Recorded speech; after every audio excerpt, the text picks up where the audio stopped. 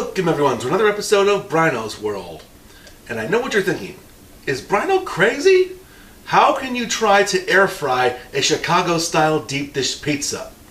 Well, I'm going to attempt to show you. First things first, how am I going to cook it? Remember this thing? Remember this cake pan? The cake pan that I air fried, grilled those chicken burnt ends in? Well, this is going to be the pot, the pan, the device, the vessel that I will be cooking the deep dish pizza in. It fits nicely, as you can see, into the basket of the air fryer, which in my opinion makes it perfect. Plus, it's only 7 inches, so it's perfect for one. Now, I'm going to be revealing my age here, but I'm going to go on a small rant. Does anyone remember those tiny, dinky, stupid little personal pan pizzas that they used to have at Pizza Hut or those other major pizza chains back in the early, maybe mid-90s? I remember having those at many different places, but mainly Pizza Hut, and they absolutely sucked. They were stupid. It was a stupid idea. It was unsatisfying. It was just, nothing about it was good. And I blame Pizza Hut for making it. I don't want to blame my parents for getting that stuff, because my parents never got those, but they were just completely stupid. And I will hope to rectify that mistake by making a true deep dish Chicago style pizza, a true personal size one that doesn't taste like crap and doesn't have crap in it. Before I do that though, I'd like to remind you to please like this video. It helps me out and the channel a lot. Subscribe to the channel for future updates and click the little bell icon to be the first to know anything about Bryno's World. So, let's get started. Okay, now as this is a highly experimental recipe and idea, I couldn't really find anything online about this, so I'm going to wing it a lot, and there's going to be some variance in the ingredients that I'm using. First off, the crust is a very fine store-bought, cheap as can be pizza crust from Meyer, obviously. Pizza crust in a can. Of course, our cheese, I'm going high quality with the fresh mozzarella. Topping, pepperoni, obviously. And I'm going to throw in some olives because I've had this sitting around for a while and I want to get rid of it. Pizza sauce, now I know real Chicago deep dish pizza is a little bit more chunky than this, but again, experimental, and I ain't got time for this. And of course, top it with Parmesan.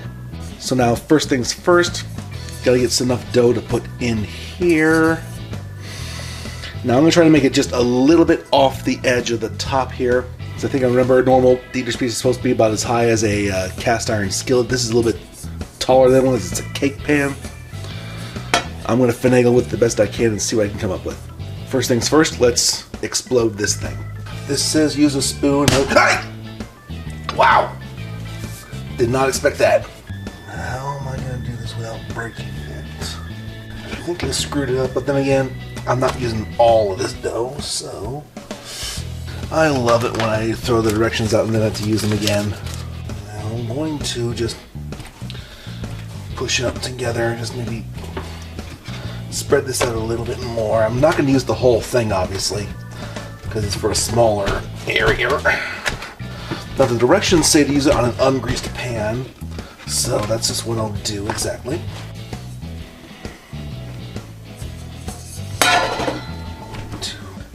Wish I had a bigger thing to work with pizza dough, but oh well. I'd say that'll work just fine. Now the directions say to put it in an ungreased pan. This is an ungreased pan, so in we go.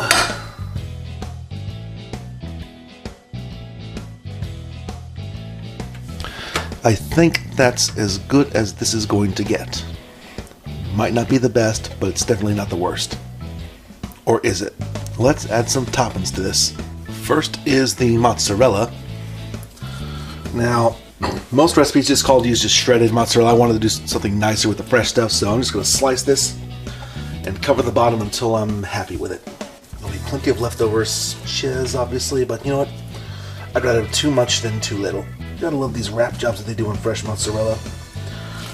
They do everything possible to keep this stuff fresh, despite my best efforts.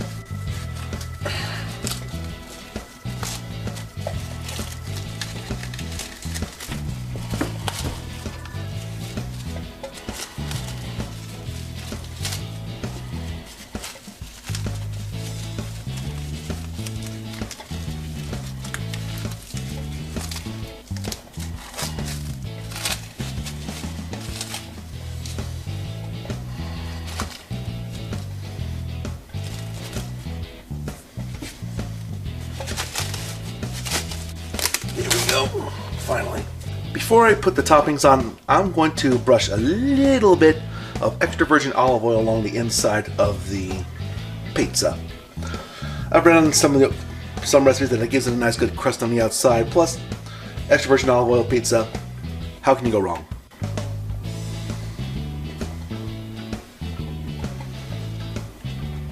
Alright, now let's finally apply some mozzarella to our lubed up pizza crust. That looks pretty fine as a bottom layer. Next up is the toppings.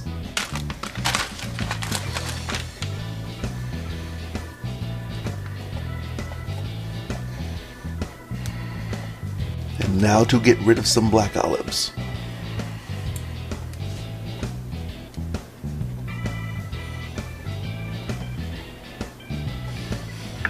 And lastly, some amount of this Dorothy Lane Market pizza sauce. I really hope that this pizza actually comes out of the cake pan. I hope I didn't put too much sauce in this. But then again, Raiders Chicago pizza's sauce is much thicker than this. So this might screw me over again. But, oh well.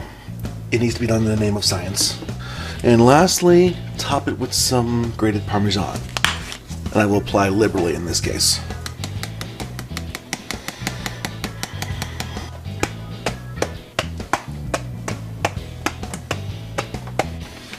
I think that's as good as it's gonna go. Oh my god, this is heavy.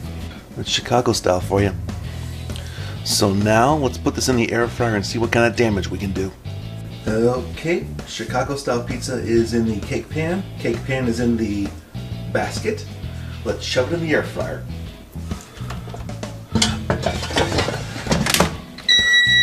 Did I mention that this thing is heavy? Now, various recipes have various different times at which to cook this thing.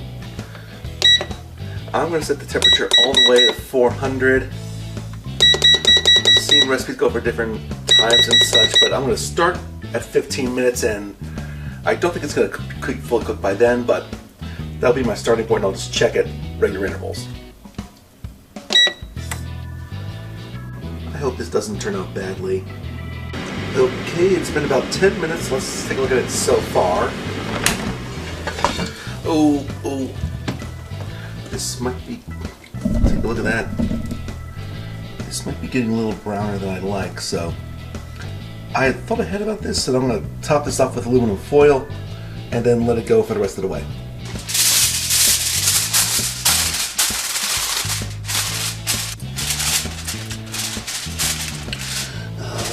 Why did I not think of this ahead of time?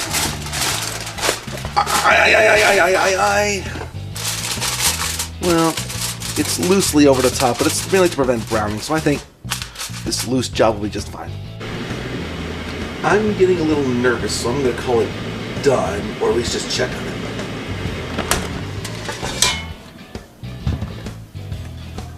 Okay, moment of truth, and let's see, this isn't going to be very hot.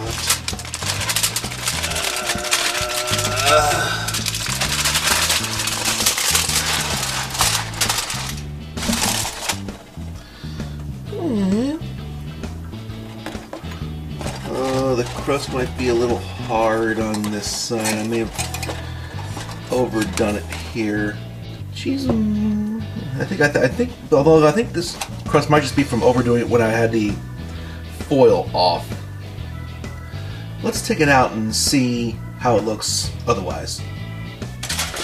This will not be easy. Or maybe, or.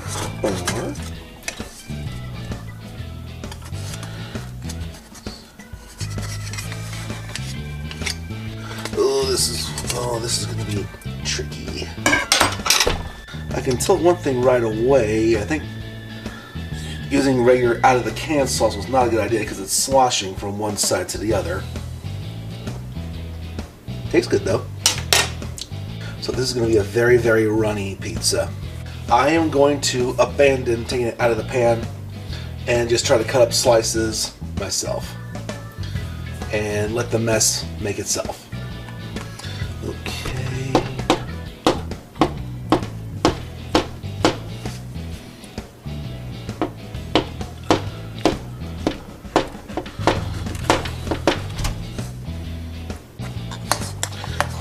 coming out. It's coming out, I think. And I'm gonna chop it up a little more. Oh, that didn't look good at all. In the words of Richard Hammond, that's not gone well. Ugh, this is not going well. I've totally destroyed and mutilated this. It seemed like such a good idea on paper. Oh, wait a minute. Oh, and ingredients are spilling all over the place. But you know what? Let's have fun with it anyway. And there is your cross section. For what it's worth, though, I think the crust held up fine. I just think I used too runny of a sauce, but that can be fixed maybe next time. As for the slice of pizza, let's eat it anyway. Okay, so I don't know how I'm going to eat this mess, so I'll just mash it up with a fork as best I can. Try to get as many of the bits in here as I can. There's some pepperoni, some cheese, a lot of the cheese and a bit of the crust, and it's all drenched in sauce. Let's see how it turns out.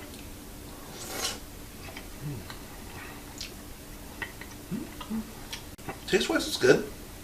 No one will ever mistake this mess for a proper Chicago pizza, ever.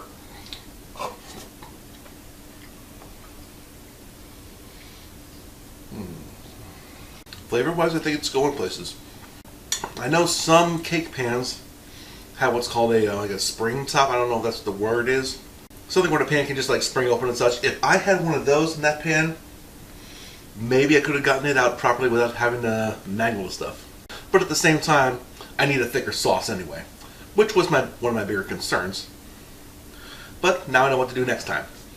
So I think there will be a part 2 of this series about trying to make a proper Chicago deep dish pizza in an air fryer, because I think I'm onto something. On this disappointing note, that will do it for another episode of Bryno's World.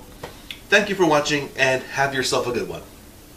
So, after the recording, I was able to take this pizza out with relative ease. I mean, yeah, there's a big chunk out of it, and I already ate another quarter, and came up on another discovery. The bottom crust is pretty undercooked. But apart from that, I mean, it holds together sorta, kinda well, maybe? So that's 2 things I think I need to improve on. That's make the sauce thicker, or maybe put more toppings and junk in it, and maybe cook it for a little bit longer. Maybe just like 5 minutes without foil, then maybe 15 minutes with the foil on. But I think I'm onto something. Again, thanks for watching, and have yourself a good one.